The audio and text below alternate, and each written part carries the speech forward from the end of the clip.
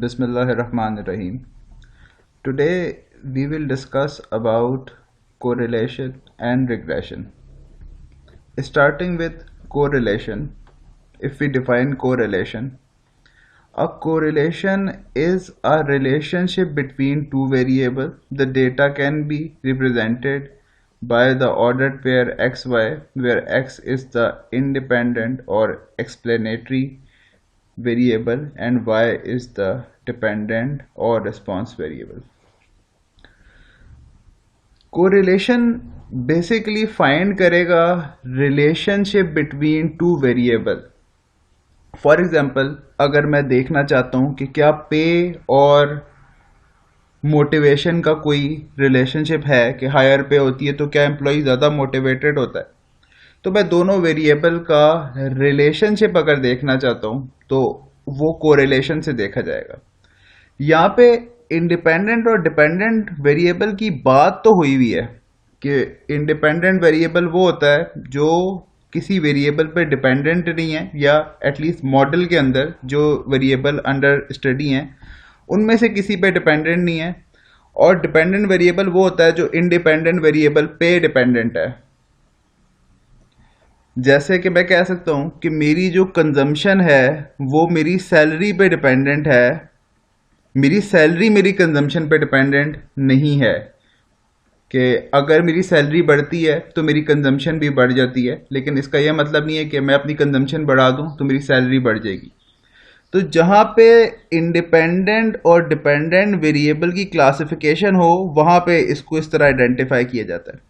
Correlation में specifically नाम तो इस डेफिनेशन में यूज हुए हैं, लेकिन कोरिलेशन चेक करने के लिए इंडिपेंडेंट और डिपेंडेंट वेरिएबल में क्लासिफाई करने की कोई ज़रूरत नहीं है, क्योंकि कोरिलेशन हमें सिर्फ स्ट्रेंथ ऑफ द रिलेशनशिप बताता है, हमें डायरेक्शन ऑफ द रिलेशनशिप नहीं बताता. आप चाहे एक्स वेरिएबल को, फॉर एग्जांपल इनकम को आप एक्स वेरिएबल कंसिडर कर लें और मोटिवेशन को वाई वेरिएबल कंसिडर कर लें, या इनका रिलेशनशिप रिवर्स कर लें, मोटिवेशन को एक्स कंसिडर कर लें और इनकम को वाई कंसिडर कर लें, तो आपका रिजल्ट आर का सेम ही होगा. इसीलिए ये कहा जा रहा है कि correlation strength of the relationship between two variables तो कैलकुलेट करेगा, लेकिन वो ये नहीं बताएगा कि इनमें से डिपेंडेंट कौन सा है और इनडिपेंडेंट कौन सा है. उसके लिए आगे हम देखेंगे कि क्या क्या ऑप्शंस मौजूद हैं. तो अभी कोरिलेशन की बात कर रहे हैं. A scattered plot can be used to determine whether a linear straight line correlation exists between two variables. Example. अब अगर आपके पास किसी भी दो वेरिएबल का डेटा है तो आप इस तरह पॉइंट्स जो इंटरसेक्टिंग पॉइंट है, जैसा पहले पॉइंट जो है उसमें x की वैल्यू जो 1 है और y की -4 है, तो ये वाला पॉइंट वो बनता है. इस तरह पॉइंट्स की बेसिस पे भी अगर डेटा को प्लॉट कर दें ग्राफ में तो आपको एक रफ आइडिया ज़रूर हो जाएगा कि वेरिएबल का रिलेशनशिप कैसा है. आप देखें जिस जिस तरह y बढ़ रहा है, y -4 से -2 हो गया, -2 से -1 हो गया, इसी तरह x की वैल्यू भी बढ़ रही है. तो मैं यहाँ पे लाइन से अंदाज़ा लगा सकता हूँ कि इनका रिलेशनशिप जो है वो पॉजिटिव रिलेशनशिप होगा. ऑफ कोर्स एग्जैक्टली उसकी स्ट्रेंथ ऑफ द रिलेशनशिप को मेजर करने के लिए I will have to calculate the correlation coefficient. Correlation क्यों यूज करते हैं? Finding the relationship between two quantitative variables without being able to infer causal relationships. जैसा मैंने आपसे कहा कि ये कोरिलेशन यूज होगा दो वेरिएबल के रिलेशनशिप को मेजर करने के लिए, लेकिन कॉजल इफेक्ट नहीं बताएगा. ये कभी नहीं बताएगा कि इनमें से कौन सा वेरिएबल दूसरे वेरिएबल को कॉज कर रहा है. मतलब ये जज नहीं कर पाएगा इनमें से डिपेंडेंट कौन सा है और इनडिपेंडेंट कौन सा है. इसमें इंडिपेंडेंट और डिपेंडेंट की क्लासिफिकेशन ज़रूरी नहीं है. Correlation is the statistical technique used to determine the degree to which two variables are related. और ये स्टैटिस्टिकल टेक्निक है, और स्टैटिस्टिकल टेक्निक का मतलब ये होता है कि क्वांटिटेटिव टर्म्स में अप्लाई होगी। तो नंबर्स अगर मौजूद होंगे, किसी भी तरह वेरिएबल को क्वांटिफाई किया जाएगा। इवन क्वालिटेटिव वेरिएबल को भी क्वांटिफाई किया जा सकता है, रिसर्चर्स उसे क्वांटिफाई कर लेते हैं। लेकिन ये टेक्निक सिर्फ तब इस्तेमाल हो सकती है जब वेरिएबल्स को क्वांटिटी में कन्वर्ट किया जा सकता है। जैसे कि आपकी motivation practically is a qualitative variable, कि मैं कितना अपनी जॉब से मोटिवेटेड हूं या मैं अपनी जॉब से कितना सेटिस्फाइड हूं, जिसको जॉब सेटिस्फैक्शन कहते हैं। ये क्वालिटेटिव फीलिंग है कि मैं अपनी जॉब से कितना सेटिस्फाई हूं। लेकिन ऐसे स्केल्स, क्वेश्चनियर्स डेवलप हो चुके हैं जिसकी बेसिस पे इस क्वालिटेटिव वेरिएबल को क्वांटिफाई किया जा सकता है। तो वंस इट इज क्वांटिफाइड, उसके बाद कोरिलेशन को यूज किया जा सकता है even in the variables that were qualitative. लेकिन यूज तब होगा जब चीजें क्वांटिफाई हो चुकी होंगी। अब अगर स्कैटर्ड डायग्राम की बेसिस पे मैंने आपसे कहा कि रिसर्चर सबसे पहले क्या करता है कि स्कैटर्ड डायग्राम बना लेता है, जो भी उसके पास डेटा अवेलेबल होता है। ऑफ कोर्स डेटा का अवेलेबल होना इसकी प्राइम रिक्वायरमेंट है, जो कि रिसर्चर के पास होता है, वो कलेक्ट करता है, उसके बाद स्टैटिस्टिकल टेक्निक पे आता है। पहला जो स्कैटर्ड प्लॉट है, ये रिसर्चर को पहले ही गाइड कर देगा कि इन दोनों वेरिएबल्स के दरमियान जो रिलेशनशिप है वो नेगेटिव है।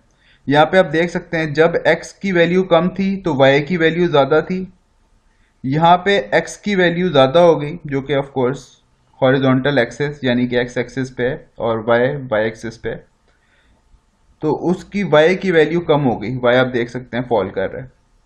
इसी तरह यहाँ पे x की वैल्यू जब कम थी, y की वैल्यू भी कम थी, और x की वैल्यू जब ज़्यादा हो गई तो y की भी वैल्यू बढ़ रही है, और यही ट्रेंड फॉलो हो रहा है through out the scattered diagram. तो ऐसा अगर स्कैटर्ड डायग्राम डेटा की बेसिस पे बनेगा तो ये अंदाज़ा लगाया जा सकता है कि इसका कोरिलेशन पॉजिटिव ही होगा।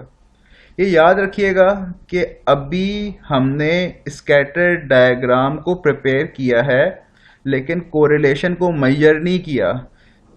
रिसर्चर्स स्टैटिस्टिकल टेस्ट लगाने से पहले भी कुछ एक प्रीलिमिनरी ग्राफ प्लॉट कर लेते हैं, ऐसी टेक्निक्स यूज करते हैं कि उनको एक रफ आइडिया हो जाए कि डेटा जो है वो प्रॉपर्ली कलेक्ट हुआ है कि नहीं, डेटा की डायरेक्शन क्या है, लीनियर है, नॉन लीनियर है।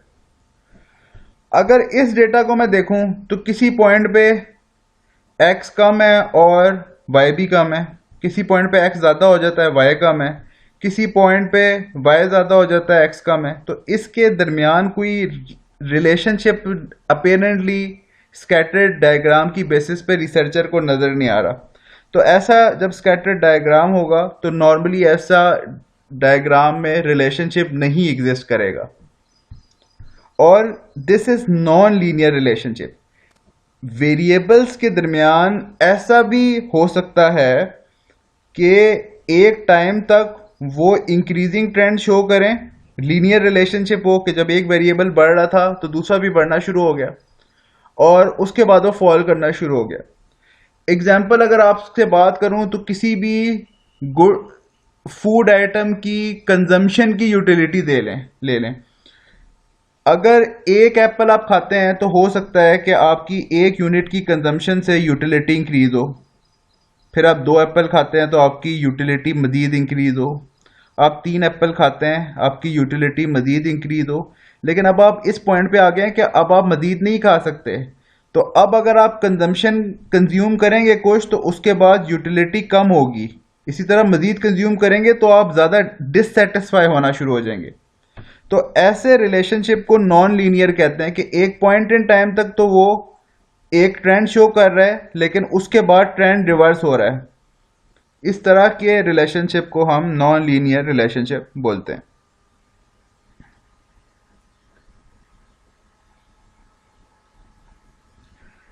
The pattern of the data is indicative of the type of relationship between two variable. Positive relationship, negative relationship और नो रिलेशनशिप।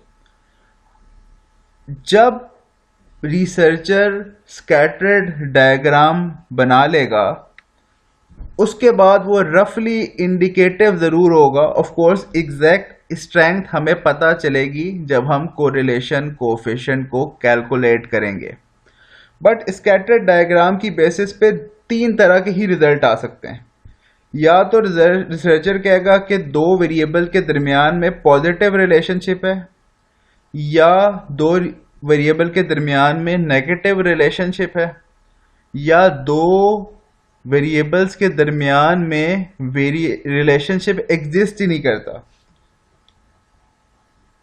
पॉजिटिव का मतलब है कि एक वेरिएबल जब इंक्रीज होता है तो दूसरा वेरिएबल भी इंक्रीज होता है। जैसे मैंने आपको इनकम और कंजम्पशन की एग्जांपल दी कि जैसे जैसे इनकम हायर होगी, इकोनॉमिक्स हमें यह बताती है कंजम्पशन भी हायर होगी। तो ऐसा जो रिलेशनशिप है वो पॉजिटिव रिलेशनशिप है।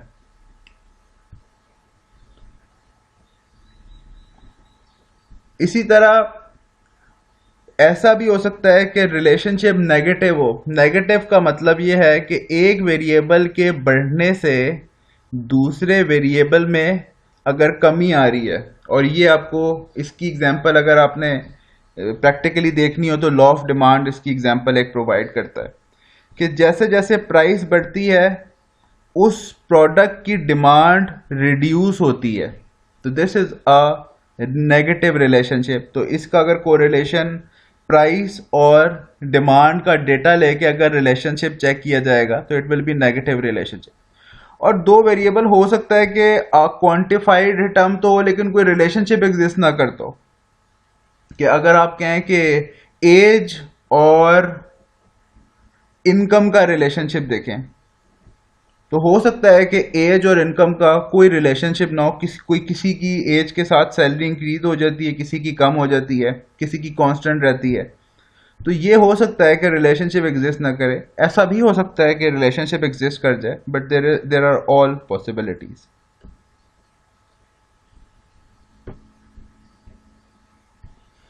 It is also called Pearson's correlation or product moment correlation coefficient. It measures the nature and strength between two variables of the quantitative type. Correlation को हम normally R से measure करते हैं, और R generally जो statistics में coefficient correlation coefficient use होता है वो पियर्सन्स कोरिलेशन कोफिशिएंट यूज होता है। और ये कोरिलेशन कोफिशिएंट हमें दो वेरिएबल के दरमियान रिलेशनशिप की स्ट्रेंथ बताता है और डायरेक्शन बताता है। डायरेक्शन का मतलब ये है कि पॉजिटिव रिलेशन है या नेगेटिव रिलेशन।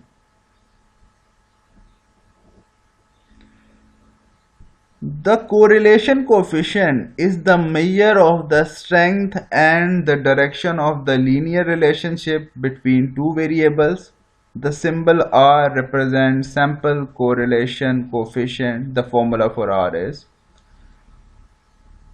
अब ये बात तो हम डिस्कस कर चुके हैं कि कोरिलेशन कोफिशिएंट जब कैलकुलेट हो जाएगा तो वो हमें दो वेरिएबल के दरमियान के रिलेशनशिप की स्ट्रेंथ बताएगा। इस केस में अज्यूमिंगली हमारे पास दो वेरिएबल हैं और दो वेरिएबल में से एक x है और एक y है।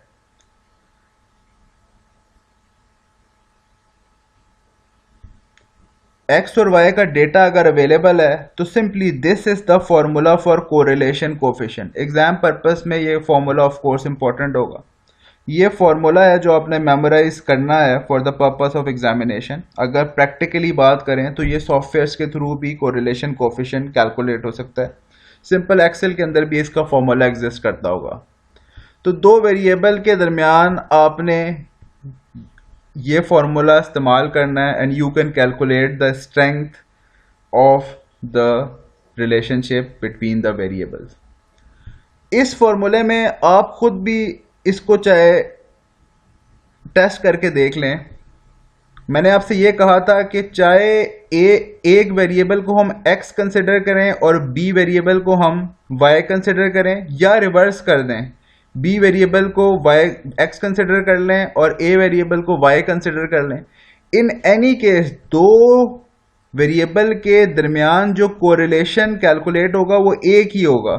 तो इसके अंदर ये ज़रूरी नहीं है कि एक्स वेरिएबल यानी कि इंडिपेंडेंट वेरिएबल को पहले ही एक्स ही कंसिडर करना है और डिपेंडेंट वेरिएबल को वाई ही कंसिडर करना है, क्योंकि कोरिलेशन हमें इन कॉजल रिलेशनशिप नहीं बता रहा, ये सिर्फ हमें स्ट्रेंथ ऑफ द रिलेशनशिप बता रहा है। ये हमें ये बता ही नहीं रहा कि इनमें से इंडिपेंडेंट कौन सा वेरिएबल दूसरे वेरिएबल को कॉज कर रहा है।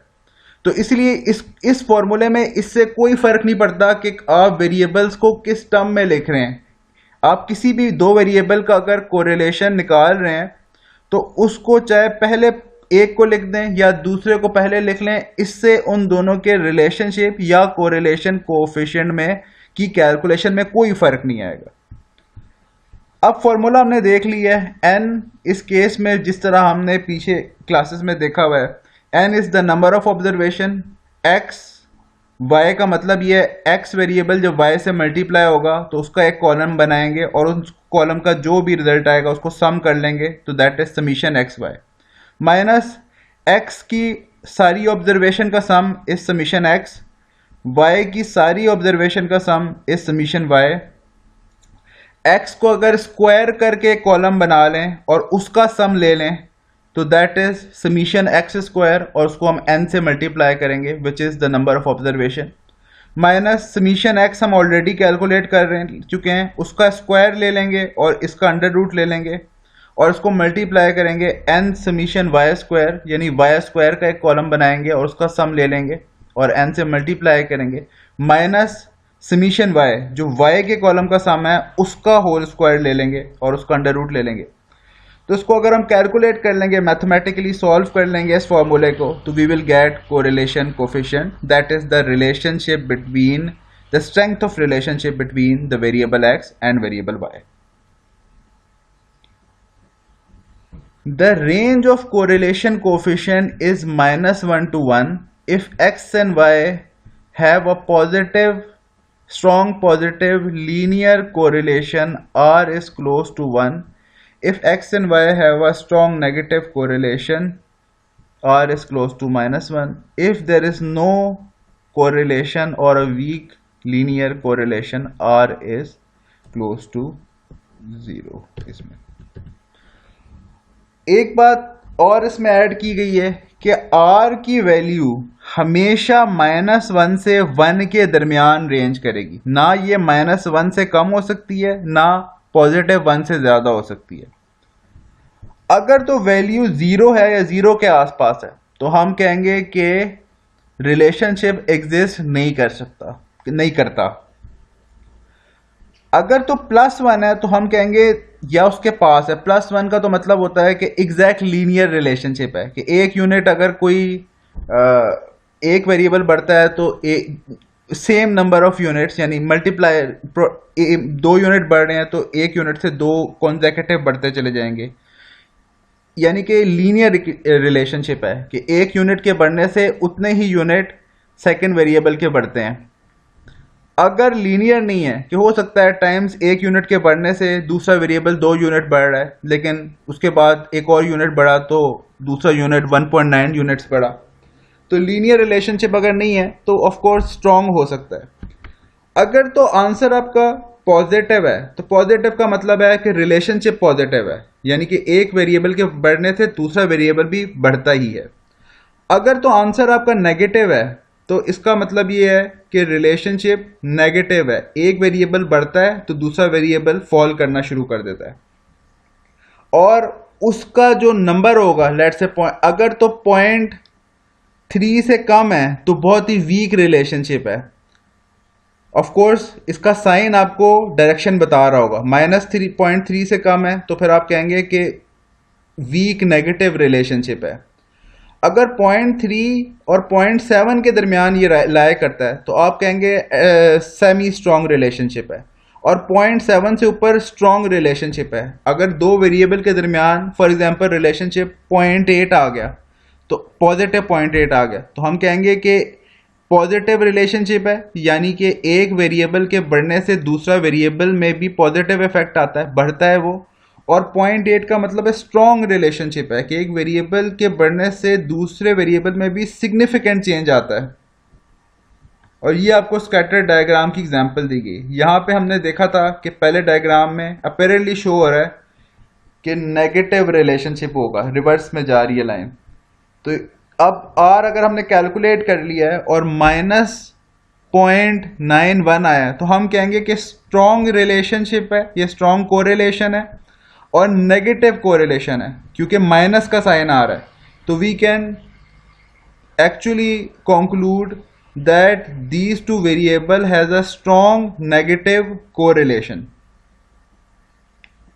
इसी तरह 0.7 से ऊपर है या 0.8, डिफरेंट बुक्स में डिफरेंट इसकी इंटरप्रिटेशन है।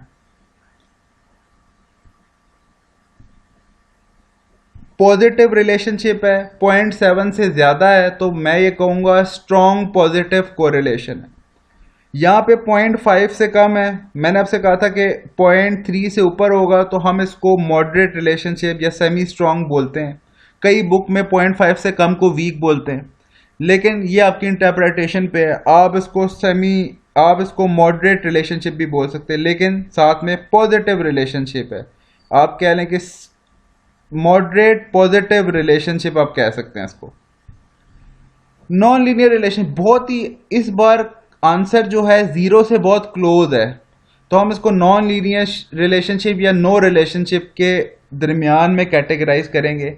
अगर तो आंसर आपका 0.1 से भी नीचे है तो इसका मतलब ये है कि तकरीबन रिलेशनशिप नहीं एग्जिस्ट करता। So these will be the interpretation of correlation coefficient. अब कोरिलेशन कोएफिशिएंट फाइंड करने के लिए हमने करना क्या है, फॉर्मूला हम देख चुके हैं। तो एग्जैक्टली वही वाली बातें लिखी कि फॉर्मूले में जो जो चीज़ कैलकुलेट करनी है। सबसे पहले हमने समीशन एक्स कैलकुलेट करना है क्योंकि एक्स की हमारे पास ऑब्जर्वेशंस होंगी। फिर हमने समीशन वाई कैलकुलेट करना है। फिर हमने एक्स और वाई को मल्टीप्लाई करके एक कॉलम क्रिएट करना है और उसका सम कैलकुलेट करना है। एन तो ऑलरेडी कैलकुलेट होगा, जितनी नंबर ऑफ ऑब्जर्वेशन होंगी वही एन है, चाहे वो 5 हैं, 10 हैं, 15 हैं। और फिर उसके बाद हमें 2 कॉलम और चाहिए। एक्स का स्क्वायर लेके एक कॉलम क्रिएट करेंगे और उसको सम कर लेंगे, तो that is summation x square. Summation x already यहाँ पे कैलकुलेट हो चुका है। और y का स्क्वायर लेके एक कॉलम क्रिएट कर लेंगे और समीशन y ऑलरेडी हम कैलकुलेट कर चुके हैं, इसका अंडर रूट लेंगे और जिस तरह मैथमेटिकली एक फॉर्मूला सॉल्व होता है उस तरह हम सॉल्व कर लेंगे। फर्स्ट करें कि ये डेटा था। अब क्वेश्चन के अंदर डेटा जो है वो आपको वेरिएबल के नाम की फॉर्म में भी हो सकता है और डिनोशन की फॉर्म में भी हो सकता है। यानी कि हो सकता है आपको डेटा दिया गया हो of variable X and Y. Normally data जो है ना, ये पहले 2 कॉलम का दिया गया होता है, इससे आगे कैलकुलेशन आपने खुद करनी होगी। डेटा आपको in terms of the name of variable भी दिया जा हो सकता है आपको डेटा दिया गया हो इनकम का और कंजम्पशन का, और आपसे कहा गया हो कि ये this is the data for income and consumption and find the relationship between income and consumption. तो जहाँ पे भी रिलेशनशिप की बात होगी वहाँ पे फॉर श्योर है कि आपने कोरिलेशन फाइंड करना है। अब बाकी कैलकुलेशन एग्जैक्टली वैसे हैं जैसे हम प्रीवियस लेक्चर्स में भी करते रहे हैं, जहाँ हमने मीन मीडियन मोड फाइंड किया था या उससे पहले स्टैंडर्ड डेविएशन फाइंड की थी। ये हमें कैलकुलेट करना आता है कि x की सारी ऑब्जर्वेशन का सम कर लेंगे, 1 + 2 + 3 + 4 + 5, आंसर इज 15। तो this is the sum of x। इसी तरह y की सारी ऑब्जर्वेशन का सम कर लेंगे, -3 + -1 is -4 and +1 is -3 and +2 is -1, so the answer is -1। To calculate X Y हम क्या करेंगे, हर x की ऑब्जर्वेशन का उसके कॉरेस्पॉन्डिंग y की ऑब्जर्वेशन से मल्टीप्लाई कर देंगे। So 1 × -3 is -3, 2 × -1 is -2 and so on. उसको हम सम ले लेंगे, हमारे पास समीशन एक्स वाई कैलकुलेट हो जाएगा। देन हम x की हर ऑब्जर्वेशन का स्क्वायर ले लेंगे. Square of 1 is 1, square of 2 is 4, square of 3 is 9 and so on. और इसका हम सम ले लेंगे तो समीशन x स्क्वायर कैलकुलेट हो जाएगा. इसी तरह y की हर ऑब्जर्वेशन का स्क्वायर लेके कॉलम बना लेंगे और उसका एक सम कर लेंगे तो y square summation y square calculate हो जाएगा. यहाँ पे ये बात तो इम्प्लाइड है कि ऑब्जर्वेशन टोटल कितनी है, 1 2 3 4 5 ऑब्जर्वेशन है तो n की वैल्यू इज 5. एक बार ये टेबल कैलकुलेट हो गया उसके बाद you have to put the value in the formula and this is the solution for it. This was the formula. n की वैल्यू 5 थी. समीशन एक्स वाई हमने यहाँ पे कैलकुलेट किया 9. Summation x was 15. Summation y was -1. n was 5. Summation x square was 55 minus summation 15 का square है.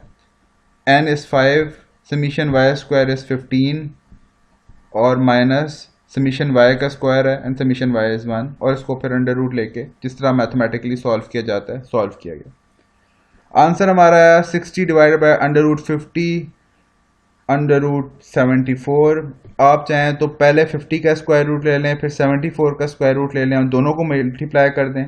आप चाहें तो स्क्वायर रूट को कॉमन कर सकते हैं. सिंपल 50 को 74 से मल्टीप्लाई करें और उसका स्क्वायर रूट ले लें. जो भी आंसर आएगा उसको आप न्यूमरेटर से डिवाइड करेंगे यानी 60 से डिवाइड करेंगे. आंसर आया 0.986. अप्रॉक्सीमेटली का मतलब ये है कि इससे आगे भी कुछ होगा. 0.9854332 इस तरह कुछ आंसर आया होगा जिसको राउंड ऑफ करके 986 किया गया.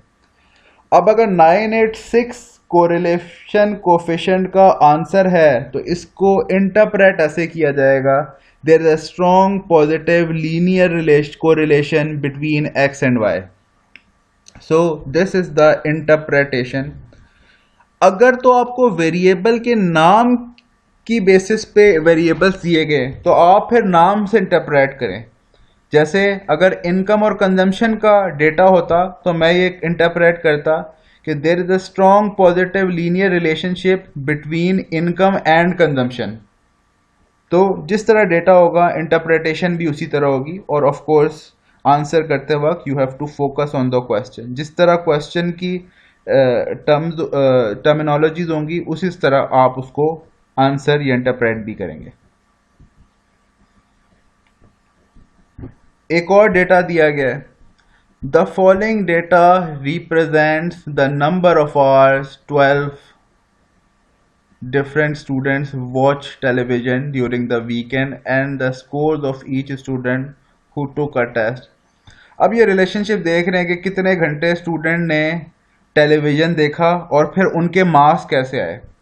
अगर अपेरेंटली भी देखे ना तो मुझे नज़र आ रहा है जिसने टीवी नहीं देखा उसके 96 मार्क्स हैं, फिर जिसने 1 घंटे देखा उसके 85 मार्क्स हैं, जिसने 2 घंटे देखा उसके.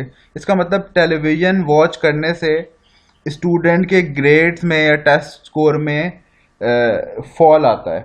Of course there is always an outlier कि इसने इस स्टूडेंट ने 7 घंटे टीवी देखा और 75 मार्क्स स्कोर किए, लेकिन ओवरऑल रिलेशनशिप मुझे नेगेटिव नज़र आ रहा है. अब स्कैटर डायग्राम भी आपको अगर आप प्लॉट कर लें तो यही नज़र आ रहा है कि अच्छा बहुत ज़्यादा इंक्लाइंड नहीं है. मुझे लगता है कि बहुत स्ट्रॉन्ग रिलेशनशिप शायद ना हो, लेकिन एटलीस्ट नेगेटिव रिलेशनशिप है ये तो बिल्कुल क्लियर है. डेटा हमारे पास है. स्कैटर डायग्राम प्लॉट करके हमने एक प्रीलिमिनरी एनालिसिस कर लिया है. उसके बाद हम सिंपल कोरिलेशन कोफिशिएंट को कैलकुलेट कर लेंगे. कोरिलेशन कोफिशिएंट के लिए हमें क्या चाहिए होता है, समीशन x. वो हम इन सब की ऑब्जर्वेशन को प्लस करके कैलकुलेट कर सकते हैं. समीशन y जो इन दोनों की ऑब्जर्वेशन जो y की ऑब्जर्वेशन को प्लस करके कैलकुलेट कर सकते हैं. एक्स वाई को मल्टीप्लाई करके हमने एक कॉलम बना लिया. बेहतर है कि आप कॉलम बनाएं रादर देन रो बनाएं, लेकिन क्योंकि ये सॉल्व एग्जांपल है तो हम इसको सिर्फ देख के समझ सकते हैं. बेहतर है आप इसको कॉलम की फॉर्म में बनाएं ताकि आपको पेपर पे स्पेस का इशू ना हो.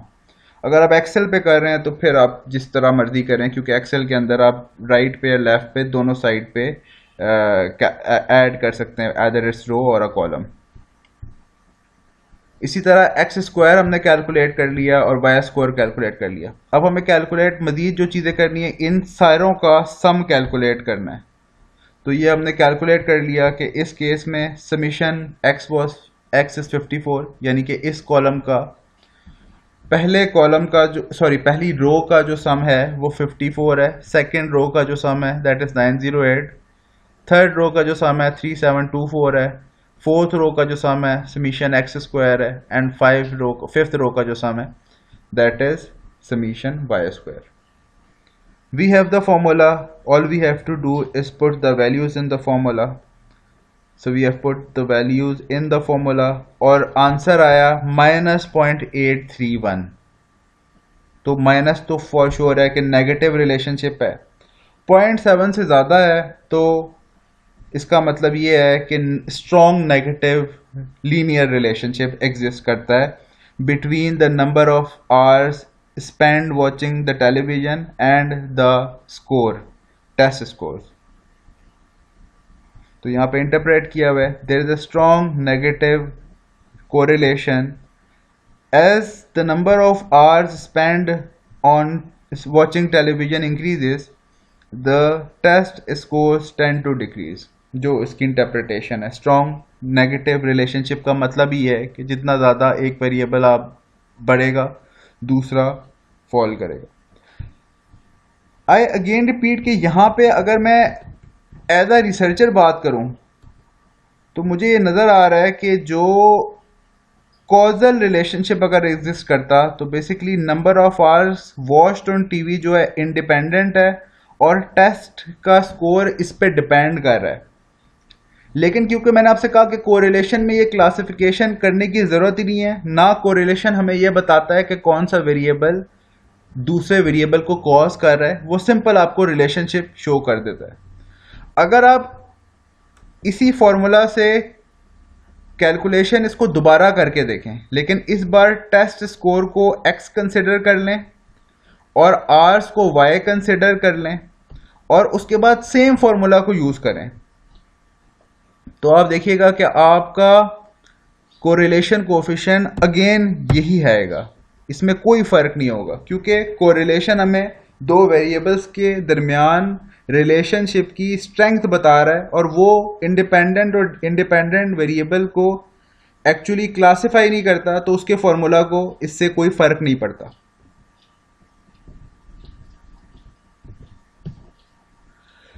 The fact that two variables are strongly correlated does not in itself imply a cause and effect relationship between the variables।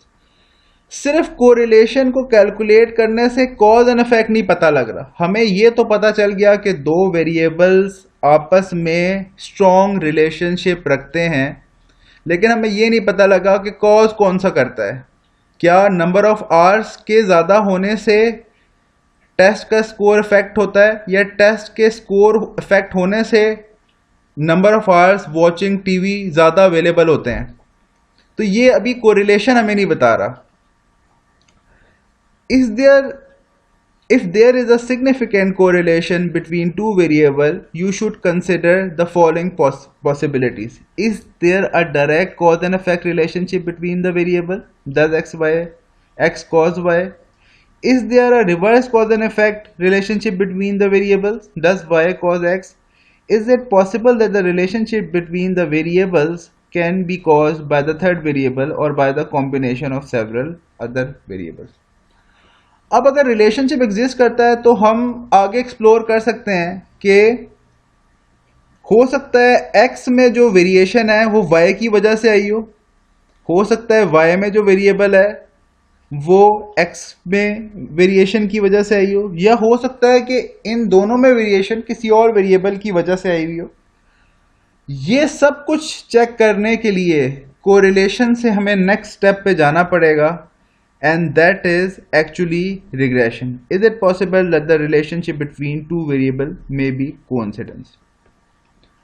जब हम रिग्रेशन की बात करते हैं तो रिग्रेशन के हमें अंदर क्लियरली स्पेसिफाई करना पड़ता है कि दो वेरिएबल्स के दरमियान में कौन सा वेरिएबल है जो इंडिपेंडेंट है और कौन सा वेरिएबल है जो डिपेंडेंट है। A regression model is a mathematical equation that describes the relationship between two or more variables. A simple regression model includes only two variables, one independent and one dependent. The dependent variable is one being explained and the independent variable is the one used to explain the variation in the dependent variable. अब regression के अंदर हम जब specify करेंगे regression equation तो हम उसके अंदर एग्जैक्टली बताएंगे कि इन दो वेरिएबल में से डिपेंडेंट कौन सा वेरिएबल है और इंडिपेंडेंट वेरिएबल कौन सा है। अगर हम x को y से रिप्लेस कर दें तो रिग्रेशन के रिजल्ट्स भी चेंज हो जाएंगे, उसकी कोफिशिएंट की वैल्यू भी चेंज हो जाएगी, स्लोप की वैल्यू भी चेंज हो जाएगी। जबकि कोरिलेशन के केस में r की वैल्यू नहीं चेंज होती, चाहे आप x को y से रिप्लेस कर दें। रिग्रेशन दो तरह की बुक में अगर बात करें तो चैप्टर्स में इसको क्लासिफाई किया होता है। सिंपल रिग्रेशन वो होती है जिसके अंदर एक इंडिपेंडेंट वेरिएबल हो और एक डिपेंडेंट वेरिएबल हो।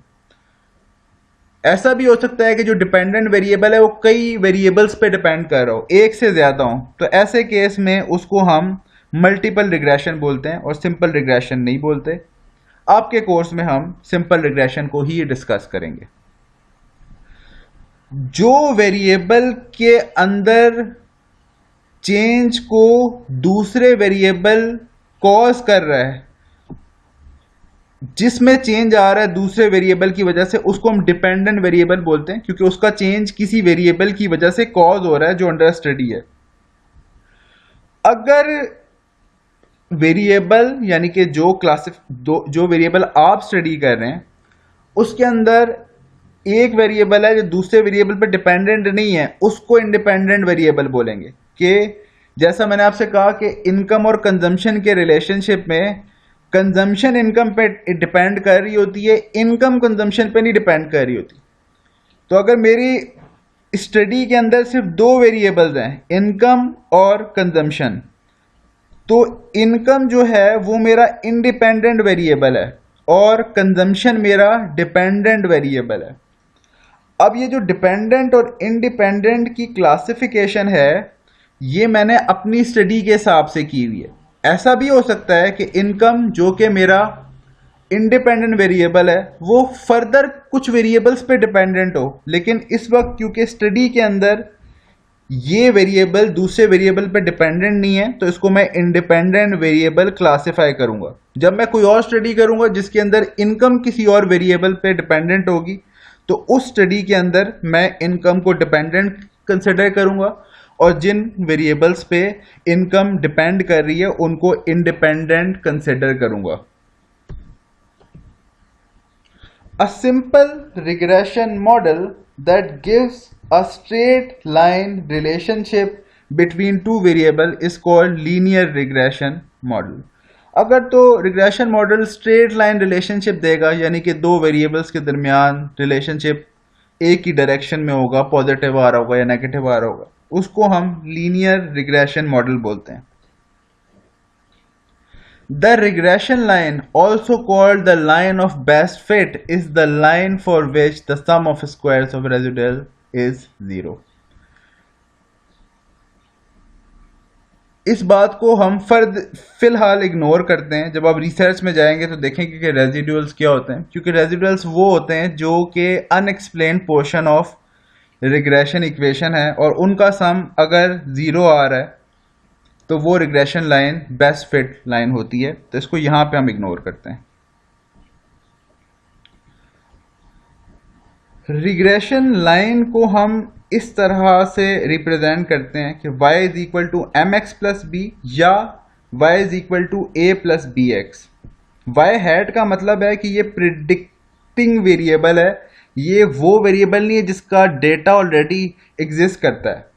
मतलब ये है कि अगर मैंने कंजम्पशन का डेटा ऑब्टेन किया हुआ है तो कंजम्पशन इज y। जब मैं एक बार स्लोप और कोफिशिएंट को कैलकुलेट कर लूंगा, रिग्रेशन की कैलकुलेशन हो जाएगी, फिर मैं फ्यूचर में भी कंजम्पशन को कैलकुलेट कर सकता हूं कि इस लेवल ऑफ इनकम पे मेरी कंजम्पशन कितनी होगी। फ्यूचर प्रेडिक्शन भी हो सकती है।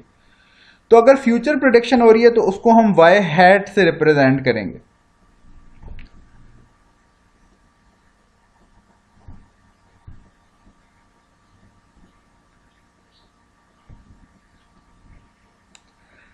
अच्छा, वाई हैट से हमने रिप्रेजेंट कर दिया। दो तरीके हो सकते हैं, मतलब ये दोनों एक ही इक्वेशन है, सिर्फ बुक्स का फर्क है कि यहां पे डिपेंडेंट वेरिएबल y था, इंडिपेंडेंट वेरिएबल x था। x का जो कोफिशिएंट है उसको हमने m कह दिया है, और जो किसी भी वेरिएबल का कोफिशिएंट होता है उसको हम स्लोप कहते हैं, और जिसके साथ वेरिएबल नहीं होता उसको हम कांस्टेंट बोलते हैं। इस अगर वेरिएबल्स को मैं इस तरह, जो अक्सर बुक्स में इस तरह इक्वेशन लिखी होती है, तो a is the constant and b is the slope. अब इसको इंटरप्रेट करें तो मतलब क्या बनता है इसका, ये हमें पता है कि y डिपेंडेंट है और x इंडिपेंडेंट है। स्लोप कैलकुलेट हम रिग्रेशन से करेंगे अभी, ये नीचे फॉर्मूला स्लोप का दिया गया। स्लोप हमें यह बताती है कि अगर एक यूनिट चेंज आएगा इंडिपेंडेंट वेरिएबल में, तो स्लोप जितनी होगी उतना चेंज वो कॉज करेगी डिपेंडेंट वेरिएबल में। मतलब अगर मेरी स्लोप आ जाए 0.5, तो इसका मतलब ये है कि मेरी इनकम जब 1 रुपए बढ़ेगी तो 0.5 मेरी कंजम्पशन भी बढ़ेगी, इसका ये मतलब निकलता है। और रिलेशनशिप इसी तरह कैलकुलेट किया जाता है। ए का मतलब ये है कि अगर फर्ज करें मेरी इनकम कोई हो ही ना, इंसान की अनएम्प्लॉयमेंट भी हो सकती है, तो उस केस में भी कंजम्पशन जीरो नहीं होती। तो basically constant is the point when independent variable is zero. अगर मेरी इनकम जीरो हो जाए तो भी मैं कुछ ना कुछ तो कंज्यूम कर रहा हूं, तो वो ये कांस्टेंट है। अब इक्वेशन देखिएगा कि ये दोनों एक ही इक्वेशन है, सिर्फ मैंने जैसे कहा कि बुक में रिप्रेजेंटेशन का फर्क होता है। इस केस में डिपेंडेंट एक्स है, सॉरी इंडिपेंडेंट एक्स है और वाई डिपेंडेंट है, इस केस में भी ऐसा ही है। लेकिन जो एक्स का कोफिशिएंट है उसको हम कोफिशिएंट बोलते हैं। इस केस में कोफिशिएंट m से रिप्रेजेंट किया गया है और इस केस में कोफिशिएंट b से रिप्रेजेंट किया गया है। इस केस में कांस्टेंट b से रिप्रेजेंट किया हुआ है और इस केस में कांस्टेंट a से रिप्रेजेंट किया हुआ है। तो नॉर्मली बुक्स में ये वाली रिग्रेशन लाइन यूज होती है, लेकिन ये भी यूज हो सकती है। तो फिलहाल हम इसकी बेसिस पे फॉर्मूला देखेंगे। अब ये जो फॉर्मूला है ना, ये आपका स्लोप का फॉर्मूला है, यानी कि कोफिशिएंट का फॉर्मूला है, ये जो b है या m है। अगर आपने रिग्रेशन इक्वेशन को ऐसे शो किया हुआ है, सो this is the formula for b। अगर आपने रिग्रेशन इक्वेशन को इस लाइन से शो किया हुआ है, सो this is the formula for m। In any case जो भी dependent variable, sorry independent variable का कोफिशिएंट होगा, ये उसका फॉर्मूला है। और फॉर्मूला क्या है, n into summation x y summation x minus summation x minus into summation y divided by n summation x square minus summation x whole square. Data आपके पास कंजम्पशन और इनकम का होगा। अगर आपने इंडिपेंडेंट वेरिएबल की स्लोप प्रिडिक्ट करनी है तो दिस इज द फॉर्मूला। एक बार आपने m यानी स्लोप कैलकुलेट कर ली, अब कांस्टेंट को कैलकुलेट करने के लिए क्या फॉर्मूला है कि कांस्टेंट, इस केस में कांस्टेंट b है, तो b is equal to y bar, यानी y बार था y की ऑब्जर्वेशन का मीन माइनस जो स्लोप आपने इस फॉर्मूले से कैलकुलेट की है, मल्टीप्लाई बाय x की ऑब्जर्वेशन का मीन। यहां पे आपको ये बताया गया है कि x बार इज, सॉरी अच्छा, ये फॉर्मूला को चेंज करके बताया हुआ है कि इससे भी कैलकुलेट हो सकता है, क्योंकि आप देख सकते हैं y बार क्या है, summation y divided by n, तो आप इसको y बार कह लें या summation y divided by n कह लें, रिप्रेजेंटेशन ऐसे बेहतर है। Minus m into summation x by n भी इसे कह सकते हैं। आप चाहें तो समीशन x बाय n अलग से कैलकुलेट कर लें और फॉर्मूले में प्रेडिक्टर यूज कर लें। अब ये आपको डेटा दिया हुआ है, इसकी बेसिस पे आपने रिग्रेशन इक्वेशन को कैलकुलेट करना है। सबसे पहले हम स्लोप को कैलकुलेट करेंगे और स्लोप का फॉर्मूला है n into summation x Y minus summation x into summation y divide by n summation x square minus summation x whole square. ये सारा कुछ हमने कैलकुलेट कर लिया जैसे पहले किया था। फॉर्मूले में वैल्यूज पुट की and we got the answer. Answer is 1.2। इसका मतलब कि इस रिग्रेशन इक्वेशन में जो स्लोप की वैल्यू है वो 1.2 है। अब 1.2 की बेसिस पे मैं कांस्टेंट भी प्रिडिक्ट कर लूंगा। y बार क्या है, -1 डिवाइडेड बाय 5, क्योंकि y बार क्या है, मीन ऑफ y। तो मीन कैसे निकालते थे हम, sum of x divided by n। और इसी तरह x बार क्या होगा, sum of x divided by n। -1 divided by 5, इसका यही मतलब है कि ये y बार है। माइनस फॉर्मूले में क्या था, अगर हम फॉर्मूला देख लें इसका, y का मीन माइनस जो स्लोप कैलकुलेट किया इनटू x का मीन। सो -1/5 जो है वो y का मीन है, माइनस स्लोप हमने कैलकुलेट की है पहले फॉर्मूला से, और ये x का मीन है 15/5, क्योंकि 5 is the value of n, 5 observation है, और सम ऑफ x इज 15। ये हमारे पास कांस्टेंट भी कैलकुलेट हो गया। अब इसकी बेसिस पे अगर हम इक्वेशन फॉर्म कर लें तो ये इक्वेशन बनती है कि कोफिशिएंट की वैल्यू 1.2 थी इनटू x माइनस कांस्टेंट हमने यहाँ कैलकुलेट किया, माइनस साइन इसलिए क्योंकि कांस्टेंट माइनस में, अगर ये प्लस आता तो यहाँ पे प्लस होता। अब ये जो इक्वेशन हमने निकाली है ये प्रिडिक्टिंग इक्वेशन है। अब ये किसी भी वैल्यू ऑफ इंडिपेंडेंट वेरिएबल पे हमें डिपेंडेंट वेरिएबल को कैलकुलेट करके दे सकती है। मतलब फर्ज करें कि x अगर इनकम है और y कंजम्पशन है, तो यहां पे मैं चेक कर सकता हूं कि मेरी अगर सैलरी 1 लाख हो जाए तो उस केस में मेरी कंजम्पशन कितनी होगी। ये हर पॉइंट पे, इसीलिए ये रिग्रेशन इक्वेशन फ्यूचर की रिजल्ट्स को प्रिडिक्ट करने के लिए यूज होती है। एक बार आप इसकी रिग्रेशन इक्वेशन कैलकुलेट कर लें, फिर आप किसी भी पॉइंट ऑफ इंडिपेंडेंट वेरिएबल पे डिपेंडेंट वेरिएबल की वैल्यू को प्रिडिक्ट कर सकते हैं। ऑफ कोर्स प्रिडिक्शन के में 100% एक्यूरेट आंसर तो नहीं आता, लेकिन this is the method by which you can predict the future stats of a variable. Again एक और वही वाली एग्जांपल दी गई है जो आपको एक और दी गई थी कि अगर नंबर ऑफ आवर्स वॉच और टेस्ट की बात हो रही है, तो उसके केस में भी अगर आपने ये प्रेडिक्ट करना हो कि कितने घंटे टीवी देखने से टेस्ट का रिजल्ट कितना आ सकता है, तो आप एक रिग्रेशन इक्वेशन प्रेडिक्ट करेंगे। यानी पहले आप कोफिशिएंट कैलकुलेट करेंगे इस फॉर्मूला से, फिर आपने कोफिशिएंट एक बार कैलकुलेट कर लिया तो आपने बी के फॉर्मूला से कांस्टेंट को प्रिडिक्ट करना है, और उसके बाद एक रिग्रेशन इक्वेशन बना लेनी है जो कि यहाँ पे बनी हुई है। अब आप प्रिडिक्ट कर सकते हैं कि अगर आप ये देखना चाहते हैं कि मैं 10 घंटे टीवी देखूं तो मेरा टेस्ट का स्कोर तकरीबन कितना होना चाहिए, तो आप इधर 10 की वैल्यू पुट कर लें and you can have the answer. आपको क्वेश्चन में भी ऐसा हो सकता है कि हो सकता है आपसे कहा जाए कि रिग्रेशन लाइन फॉर्म करें and then predict the value of y at x is equal to 10। तो यहाँ पे आप एक बार इक्वेशन फॉर्म करके x की वैल्यू 10 पुट करके इसको फर्दर सॉल्व कर सकते हैं, जिस तरह यहाँ पे पुट किया गया कि यहाँ पे आपसे कहा गया है कि अगर x की वैल्यू 9 है तो आप ये बताएं टेस्ट का स्कोर रिग्रेशन की इक्वेशन की बेसिस पे प्रिडिक्ट किया जाए तो क्या स्कोर होना चाहिए। तो स्कोर आया 57.4 कि जो स्टूडेंट 9 घंटे टीवी देखेगा उसका तकरीबन एक्सपेक्ट किया जा रहा है पास्ट डेटा की बेसिस पे कि नेक्स्ट टाइम उसका जो टेस्ट का रिजल्ट होगा वो 57.34 उसके मार्क्स होंगे। सो आज के लेक्चर में हमने डिस्कस किया कोरिलेशन, और कोरिलेशन के बाद बारे में हमने कहा कि ये दो वेरिएबल्स के दरमियान रिलेशनशिप की स्ट्रेंथ बताता है।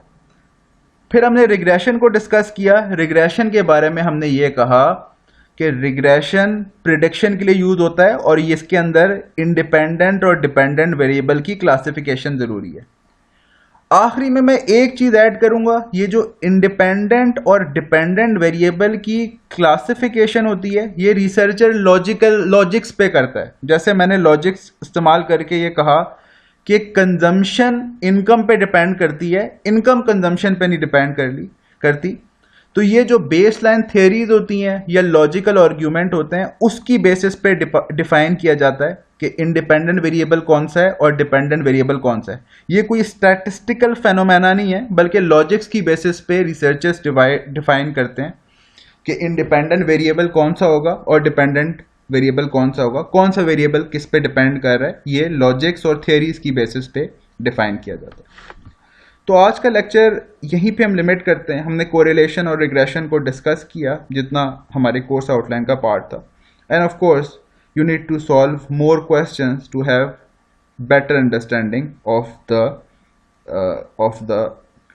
regression and correlation. Allah Hafiz.